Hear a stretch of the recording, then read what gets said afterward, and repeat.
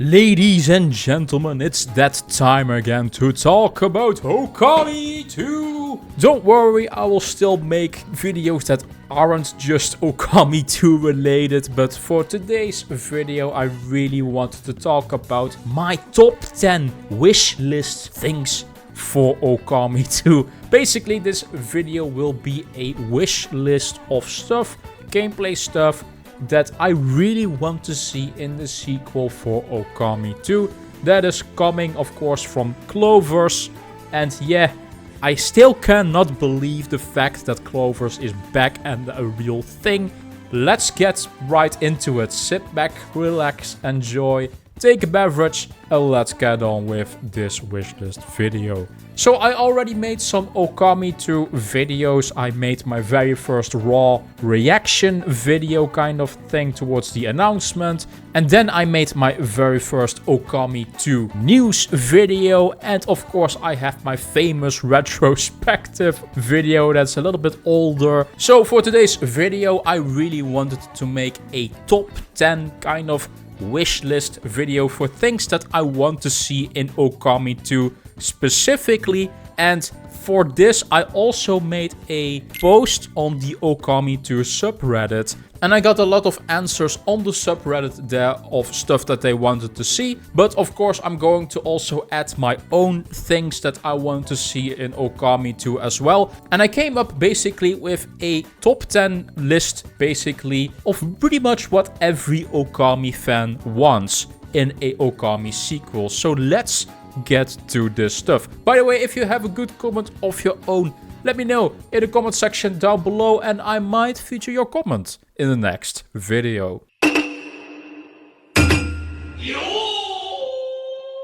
The very first big thing that we all, I guess, want to see for Okami 2, me included, and I don't think anyone else is going to tell different. We want the same art style for Okami 2 that was in Okami 1. I don't think anyone is sitting here as an Okami fan of being like, yeah, we should change the art style, which is a pretty much necessary thing. That's really what gave Okami also its identity, with the ukiyo-e art style, that traditional Japanese art that was inspired of course for this game. It's a very important thing that we want to see back in Okami 2, and I guess that also means that the game will probably be some sort of cel-shaded again towards its art style, how they make these games. And cel-shaded really lends towards this art style with the black outlines. If you guys don't know what cel shading is, it's basically black outlines over characters that they use in video games like Wind Waker. That's a very good example of a cel-shaded game, but also the previous Okami game. The Borderlands games are also a pretty highlighted example of cel shading to basically get that old Japanese look that we want. We need that in Okami 2. I don't think they will change it towards anything else, but yeah, it is of course the number one thing that we all want to see for that game.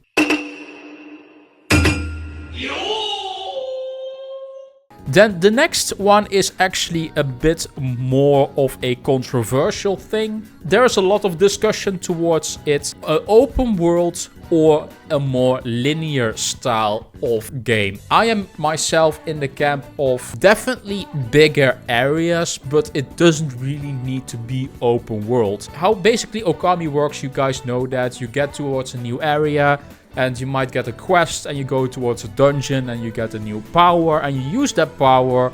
Most of the time it's of course the brush technique. And with an open world that would be maybe a bit more difficult. I was basically talking about it in the retrospective video. What if they would make a Okami game that is like Breath of the Wild or Tears of the Kingdom somehow, but still retain that kind of brush technique thing, but then that you can use it in the open world.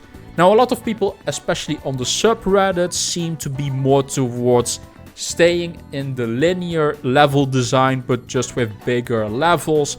And I think at the end of the day that's going to be the one that is going to win against open world. when it comes towards the dividing, shall I say, opinion in that. But if they would do open world, I wouldn't mind that, as long as the gameplay mechanics from Okami 1 are still represented here with the brush techniques, and that they are very useful in gameplay and in the world exploration.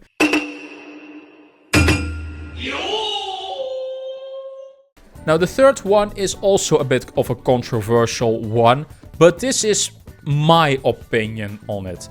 And a lot of people might think different of it, but I did want to really have this on my wishlist, which is less irritating mumble voices. I basically complained a bit about the mumble voices in the retrospective video.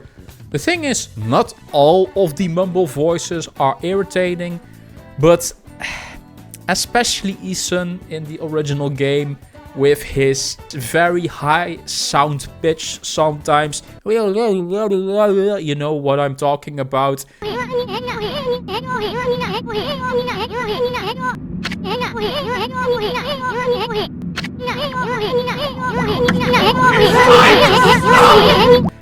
It can get very irritating at some point when I was listening to it, and there is actually an option in the remaster to just put off the mumble voices, so there is no mumble voices at all, and that's actually how I played Okami for the very first time. If they need to keep the mumble voices, I am not against that, but at least make them a bit more tolerable, because some of them were so high-pitched that I was like, man, I can't listen to this for hours and hours on end. And if they really want to do it like the first game, at least give me an option that I can just turn this off, because that is basically what saved my playthrough the first time when I was playing Okami for the very first time. At first, I wasn't actually a fan of Okami at all because of these very high-pitched mumble voices, but because I was able to just turn them off in the settings, that got me through the whole game, and I got to see more of the game and how good it is. An option to turn off the mumble voices or make the mumble voices less irritating. This is a very big one for me. I hope someone at Clovers sees this video and maybe takes some of this feedback. But yeah, that is a pretty important thing, at least for me.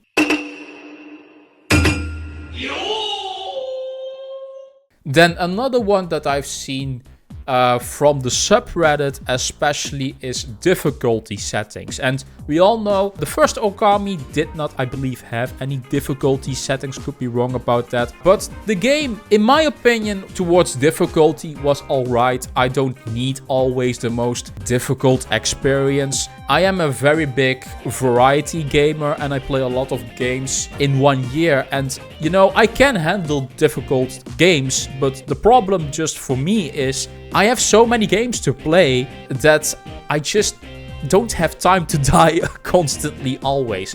So for me, the difficulty in the first Okami was fine. But there are a lot of people that want a more difficult experience. So I do think difficulty options is something that they could look at. Because, yeah, some moments in that game can maybe be a bit too easy in the first Okami. Difficulty options is something that they could look at. Just like an easy mode or story mode, and then a normal mode, a hard mode, and maybe an extra punishing hard difficulty mode. Now, I don't expect them to make Okami to like a new Souls-like game or something like that. And that's not what I want Okami 2 to be. Just be like the first one. That would already be at least enough for me. But if they can have some sort of difficulty options to spice it up a little bit, like give it a little bit of more spice towards the gameplay, I do think that would be a pretty good thing.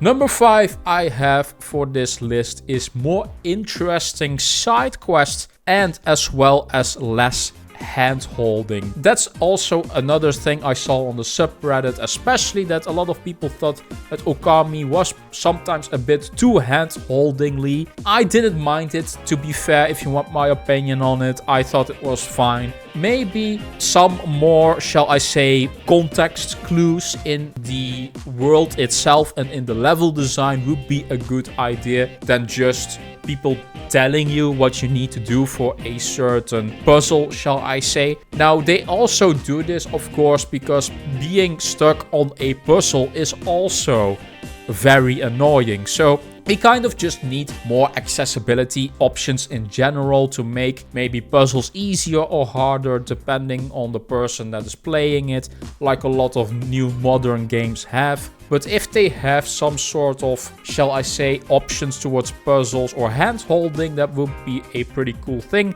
Now, interesting side quests. I am always more a fan of more side quests that are just very well done, with characters developing in quests, shall I say.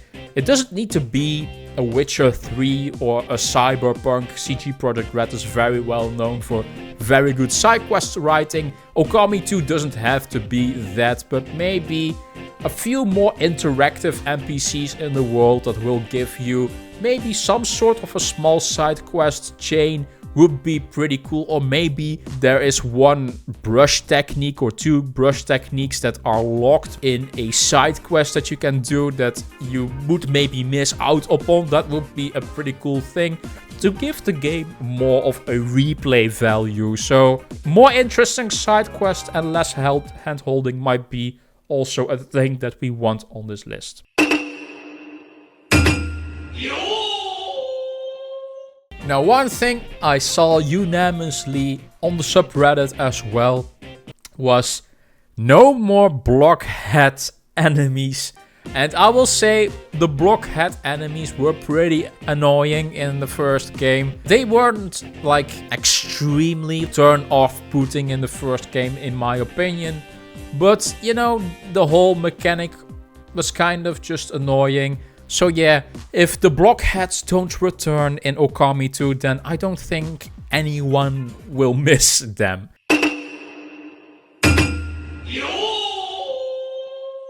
Then the next point that I want to talk about in the wishlist is a very story-driven thing. I really want to be able to explore the Celestial Plane as well as the Moon Tribe in some way. So, of course, at the end of the game, you see Amaterasu go towards the Celestial Plane. And I just really want to know what that Celestial Plane looks like. And if there is a whole section, maybe a tutorial section on the Celestial Plane, that would be, in my opinion, a very cool thing to see. I'm just very curious on what the Celestial Plane actually is and how it looks like in, of course, a video game engine. Now, of course, there's also the Moon Tribe, and I kind of want more lore on the Moon Tribe just in general. We had this character, Kaguya. You might remember her, and she was going with her kind of thing, spaceship, back to the moon. And I kind of want to know what happened to her, especially, but also just more lore on the Moon Tribe would be a very cool thing to see. Maybe even to explore that as well together with the Celestial Plane. Those are just things that I want to see story-wise in Okami 2, because they introduced that in the first game, but they were kind of like vague about it, and I would like to see more context in-game with it exploration to actually see these places. So yeah, visiting the Celestial Plane and the Moon Tribe is something I really want to see.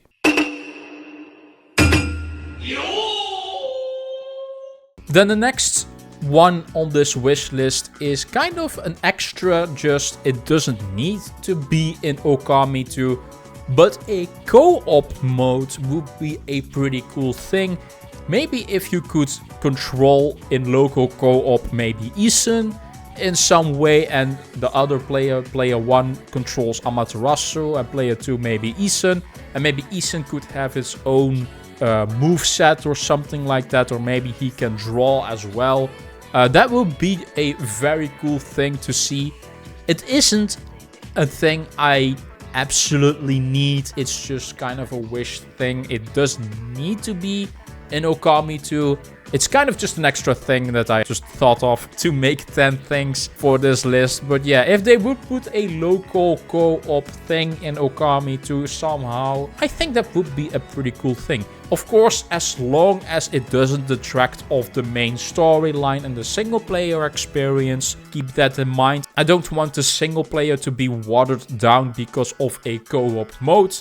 I don't want this to be a live service thing, by the way. Just be like Okami 1, and that's really all we want in the Okami fanbase. So if there is a optional co-op mode, that would be a cool thing, but don't detract from the single player that's there.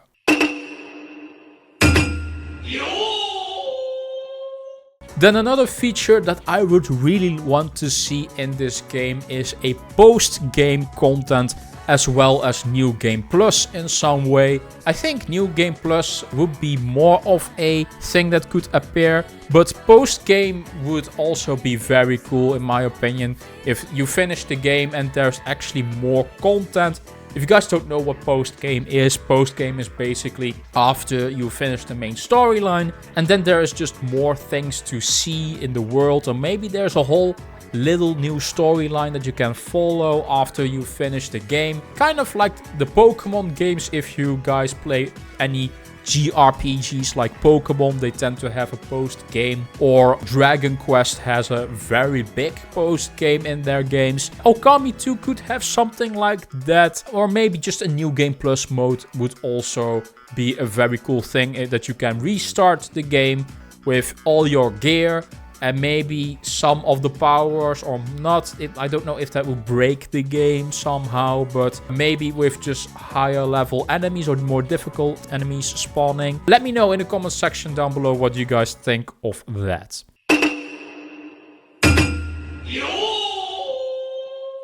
The last one is just also kind of an extra thing, and that is to be able to change into different animals. A lot of people in the subreddit especially had this idea, what if Amaterasu was able to change in a different animal? So maybe in some sort of a bird animal that you can fly on the map, or maybe just something else like a nine-tailed fox, or maybe like a yokai power that you can change into a yokai. I don't know how the hell that would work lore-wise, but maybe it's a cool idea, and maybe they can put some powers that are exclusive towards that in that gameplay mechanic next to the brush mechanics as like an extra mechanic that is kind of exclusive for the sequel.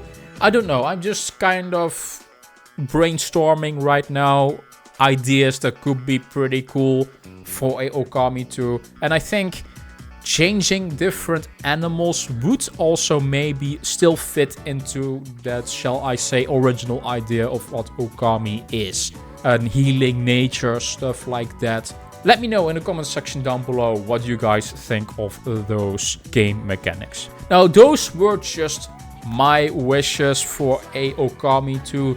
Let me know what is your wish list for Okami 2. Let me know in the comment section down below.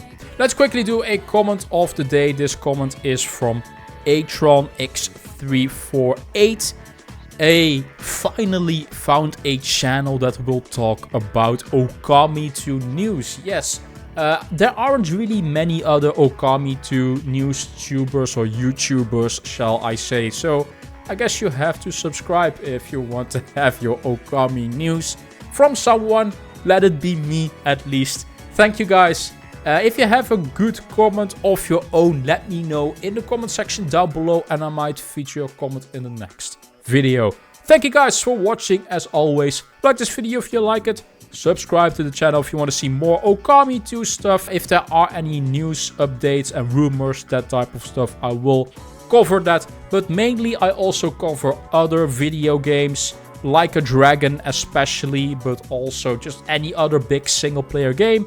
I also do video game essays, big videos with green screening, so don't forget to subscribe towards the channel, and I will see you guys in the next video. Bye bye.